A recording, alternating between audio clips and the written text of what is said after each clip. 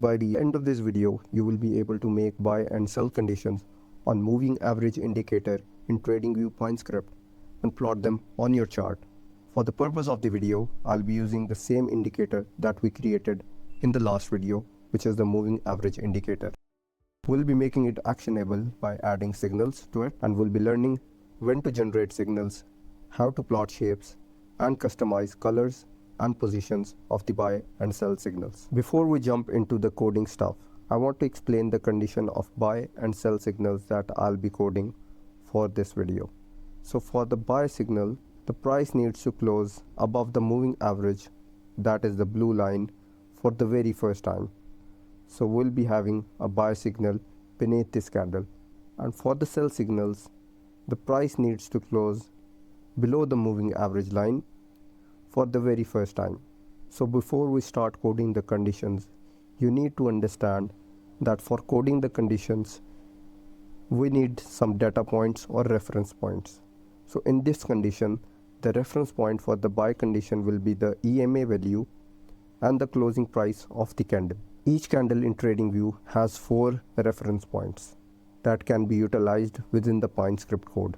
These 4 data points within the candle are the opening price of the candle, the closing price of the candle, the high of the candle, which is the highest point that the price reached within that time frame, and the lowest point of the candle, that is the low of the candle.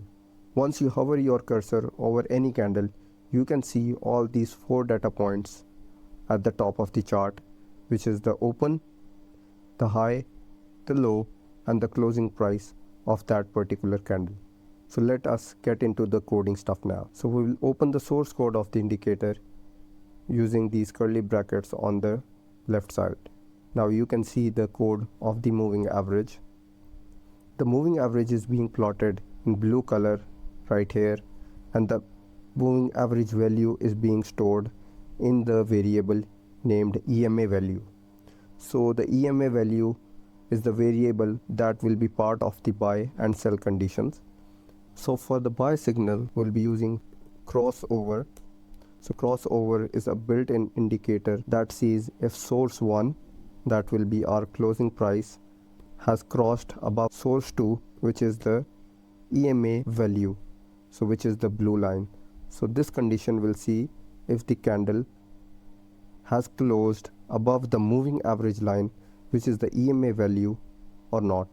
If this condition is true, the buy signal will definitely become true, and vice versa for sell. We'll be using CROSSUNDER, which means that this condition will see if source 1 has crossed below source 2. So source 1 will be close of the candle has crossed under the EMA value. So if this condition is true, the sell signal will become true. And now we have plotted the buy and sell signals. So at first I have written the buy signal condition over here. The title for the plot shape is given over here. The style is triangle up. Location is below bar. Color is green for the triangle and in a size small. So the triangle will be in a smaller size. And vice versa for the sell signals. We have got the sell condition over here. The title for the triangle that I'll show you in the styles above. The style, which is the triangle down, so it will be a triangle pointing downwards.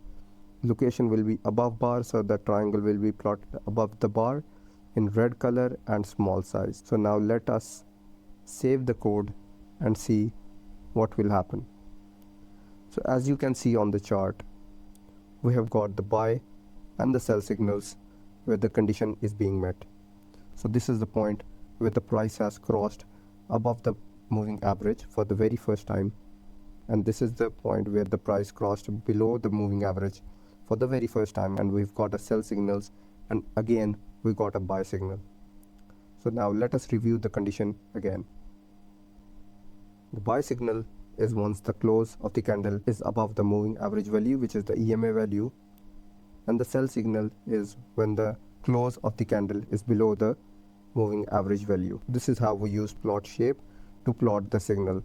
So I can change the style to something else as well. So if I remove this, you can choose all these styles for the plot shape. So we can use a square for the buy signal, and I can change the default color to lime and size to large. So once I remove that, you will see all the options that can be chosen for the size. So I can select large here, and once I save it, you can see the buy signal will change to square in lime color and in large size. And similarly, if we try changing the shape of the sell signal, we can choose a circle or a cross or a diamond. So let's go with the diamond. We can change the location of the sell signal to absolute, below bar, bottom and top as well. So let us use above bar for this one. We can change the color. These are the options. So let us use the gray color for this one, and we will use the normal size for the sell condition. So once I save the indicator, you can see the sell condition plot shape has changed completely. So this is how the signals are going to look on the chart. And once you go into the settings and into the styles tab, you can see the buy signal and the sell signal triangle settings over here. Whatever you write in the title in the plot shape, so as we wrote buy signal and sell signal in the title, so the same is appearing in the styles tab as well. So this is how you plot the buy and sell signals in TradingView on moving average.